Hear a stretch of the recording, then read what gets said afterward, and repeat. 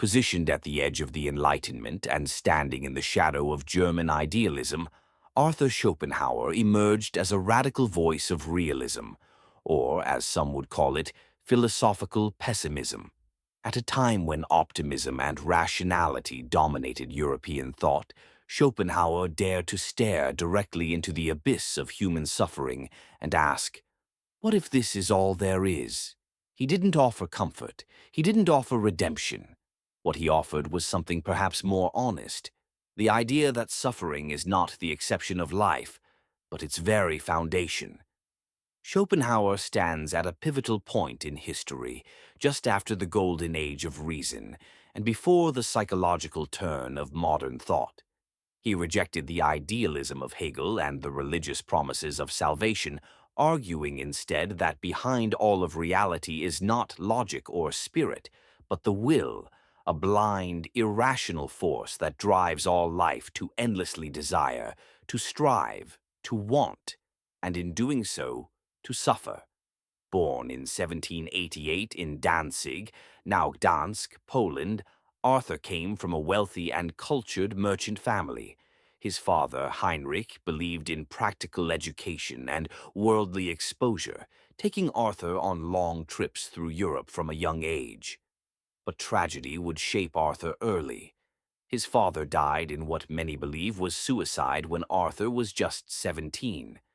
This death, paired with a strained relationship with his mother, who later became a celebrated novelist and socialite, contributed to Schopenhauer's growing skepticism of both society and human intimacy. Despite pressure to follow a commercial path, Arthur turned toward philosophy, studying at the University of Göttingen and later in Berlin.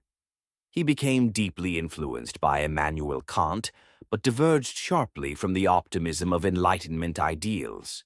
While Kant believed in the power of reason to shape moral reality, Schopenhauer believed that reason was simply a surface-level illusion, masking a deeper, darker current of irrational will beneath. By his early 30s, Schopenhauer completed his magnum opus, The World as Will and Representation. In it, he presents his dual vision of reality. The world we see, full of appearances, sensations, and forms, and the world as it is, a pulsing, ceaseless will behind all existence.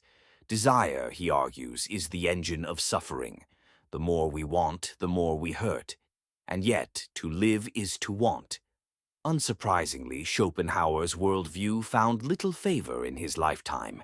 He lectured in the same university as the already famous Hegel. But while Hegel's rooms were full, Schopenhauer's were nearly empty. Disappointed, he withdrew from academic life and lived alone with his beloved poodles, writing, walking, and reflecting in quiet solitude. It wasn't until late in his life that his work gained recognition.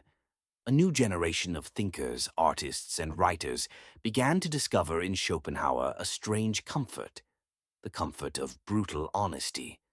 To some, his work felt liberating, to others, devastating. Yet all agreed, it was unforgettable. Schopenhauer didn't just criticize life, he offered a subtle way to transcend it. Through aesthetic experience, art, music, contemplation, we can momentarily escape the demands of the will. And through compassion, he believed, we can recognize the same suffering will in others, softening our egos and loosening the grip of desire. Though often misunderstood as purely negative, Schopenhauer's vision is not one of despair, but of clear-eyed awareness.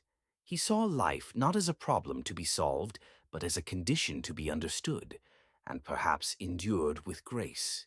His legacy lives on in the work of Nietzsche, Freud, Wagner, and even Eastern philosophy.